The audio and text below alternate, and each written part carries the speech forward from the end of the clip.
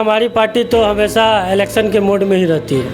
जितनी वैकेंसियां बिहार में निकाली और बिहार के युवाओं को जितना नौकरी देने का काम किया है, 15 साल पहले की जो पति पत्नी की सरकार थी उन्होंने कभी ऐसा करने का काम नहीं किया।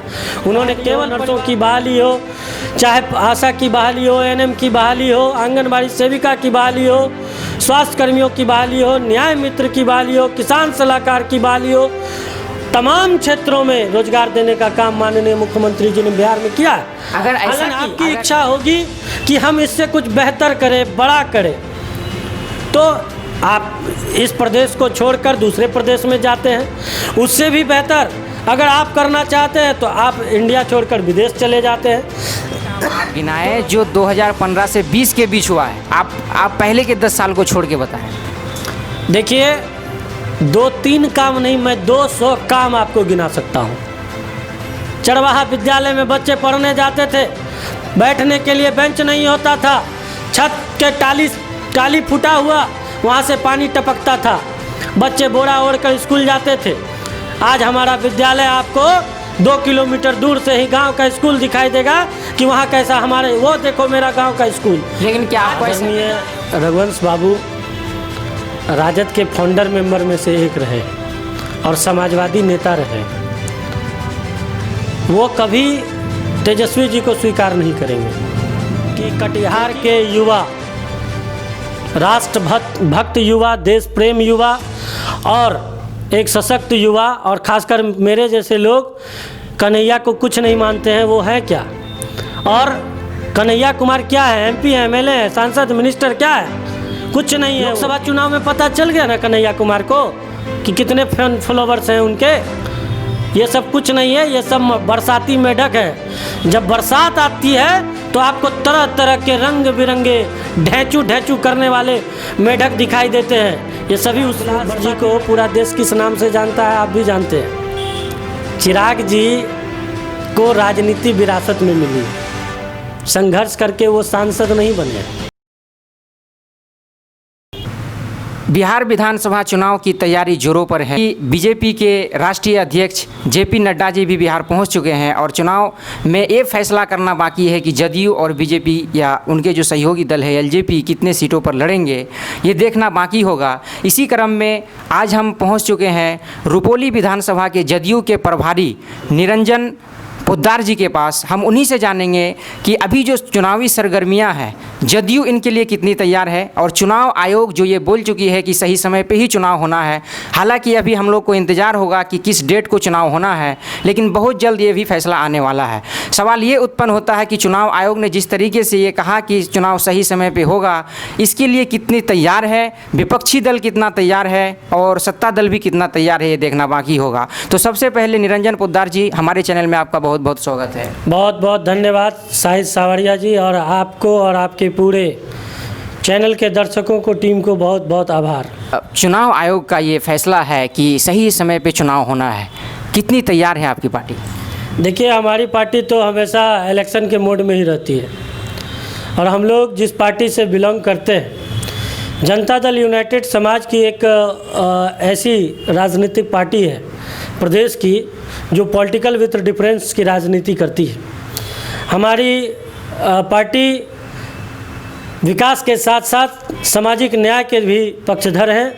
हमारी पार्टी न्याय के साथ समावेशी विकास के भी पक्षधर है। क्या आपको लग रहा है कि न्याय हो पा रहा है? आज अगर हम बेरोजगारी का दर देखें तो बिहार के अंदर में बहुत ही ज़्यादा है, शिक्षित बेरोजगारों की संख्या है। देखिए, ऐसी बात नहीं है। बिहार सरकार ने इस 15 वर्षों में जितनी वैकेंसियां बिहार में निकाली और बिहार के युवाओं को जितना नौकरी देने का काम किया है, 15 साल पहले की जो पति पत्नी की सरकार थी उन्होंने कभी ऐसा करने का काम नहीं किया। उन्होंने केवल परिवार को, अपने परिवार के बारे में सोचने का काम किया। कैसे कह सकते हैं, शिक्षक की बहाली हो, नर्सों की बहाली हो, चाहे आशा की बहाली हो, एएनएम की बहाली हो, आंगनबाड़ी सेविका की बहाली हो, स्वास्थ्य कर्मियों की बहाली हो, न्याय मित्र की बहाली हो, किसान सलाहकार की बहाली हो, तमाम क्षेत्रों में रोजगार देने का काम माननीय मुख्यमंत्री जी ने बिहार में किया है। अगर ऐसा अभी हम बता देते हैं, अभी का जो दौर, हम जिस दौर से गुजर रहे हैं, यह दौर कोरोना काल का दौर है और इस दौर में बिहार ही नहीं, बिहार के अन्य राज्य और भारत ही नहीं बल्कि भारत के अलग दूसरे देश भी प्रभावित हुए हैं। हर राज्य की, हर देश की स्थिति दयनीय हुई है।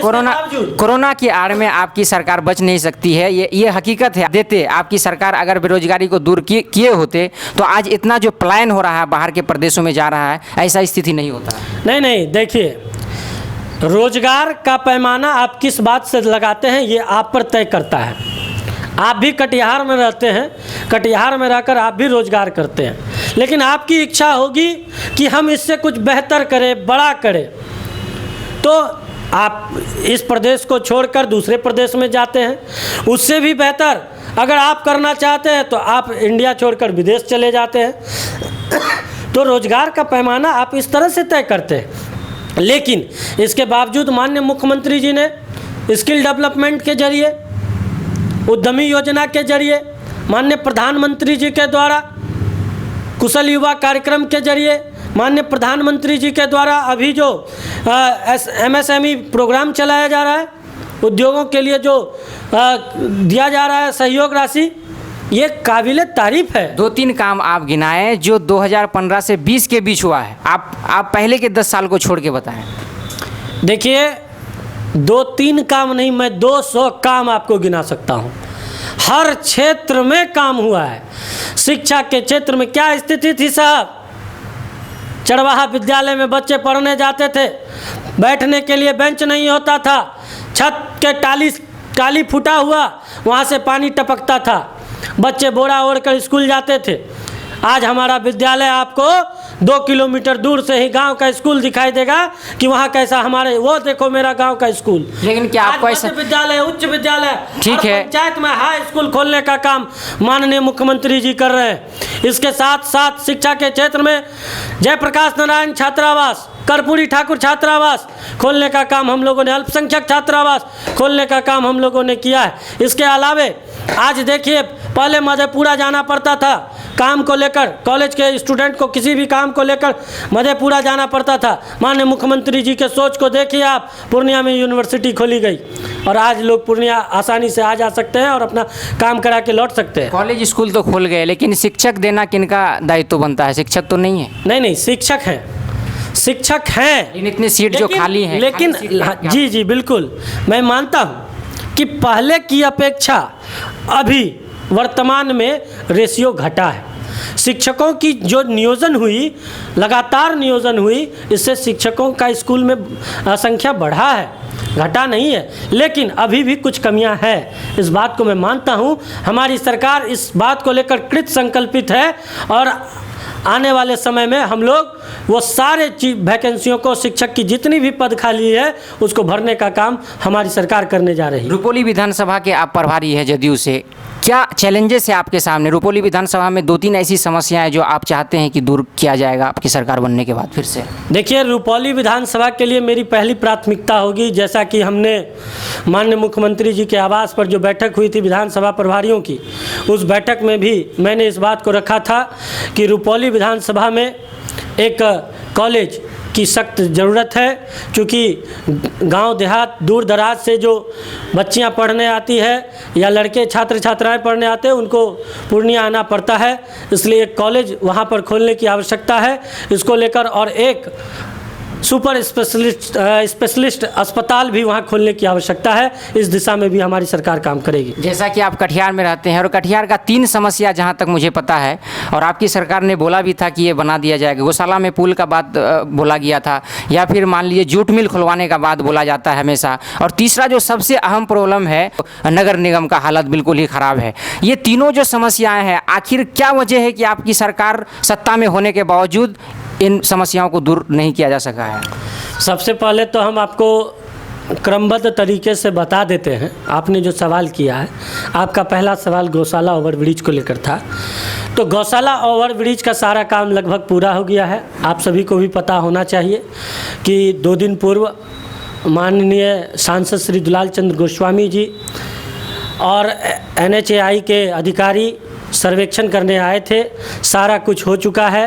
18 तारीख को जो हमारा साहेबगंज मनिहारी पुल है, जो बाईपास नारायणपुर होते हुए, मोंगरा फाटक होते हुए, एसटी कॉलेज इधर से होते हुए जो है कोलासी डिग्री और इधर दलन के आसपास से होते हुए जो बाईपास निकल रही है, इस दिशा में लेकर काफ़ी तेज़ी से कार्य हो रहा है और लगभग 1400 करोड़ की लागत से ये सड़क का निर्माण होना है।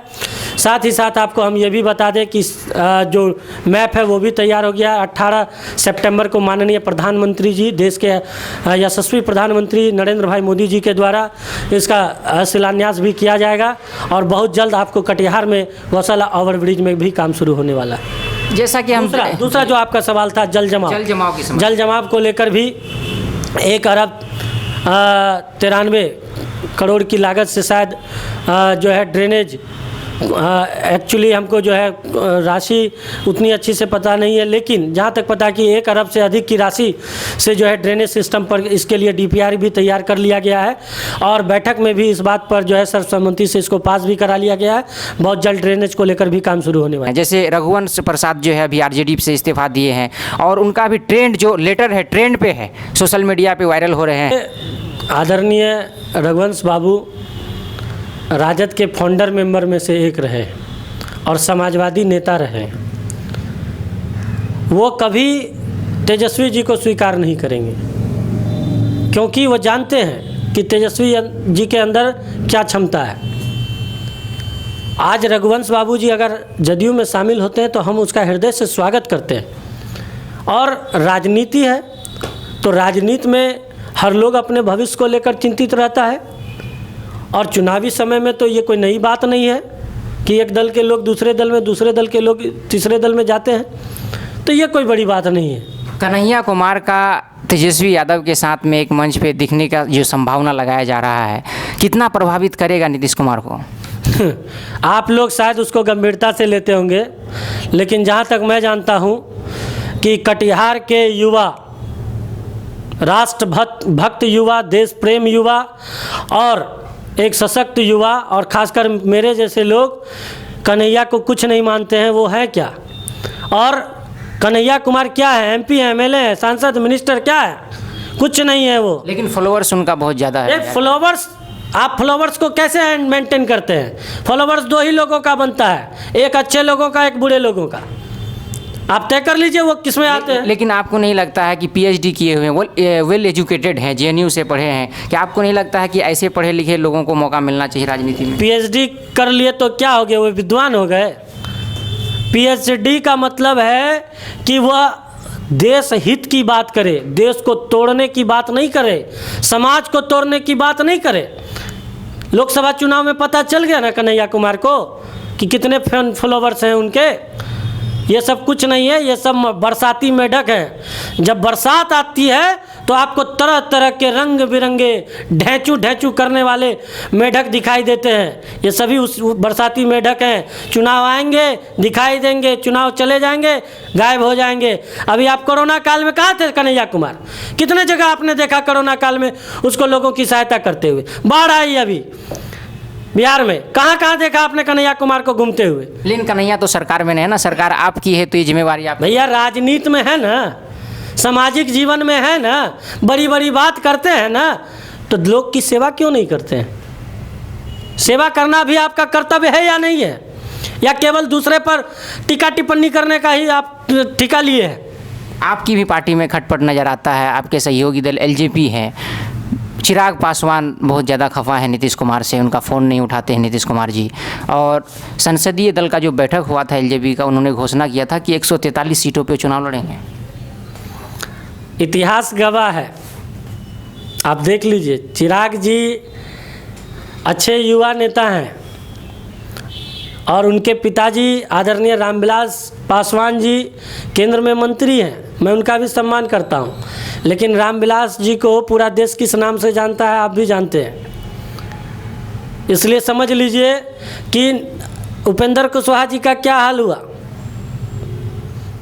जीतन राम मांझी जी आए ना वापस, फिर आप देखिए कि साहनी जी का क्या हाल हुआ, शरद जी का क्या हाल हुआ।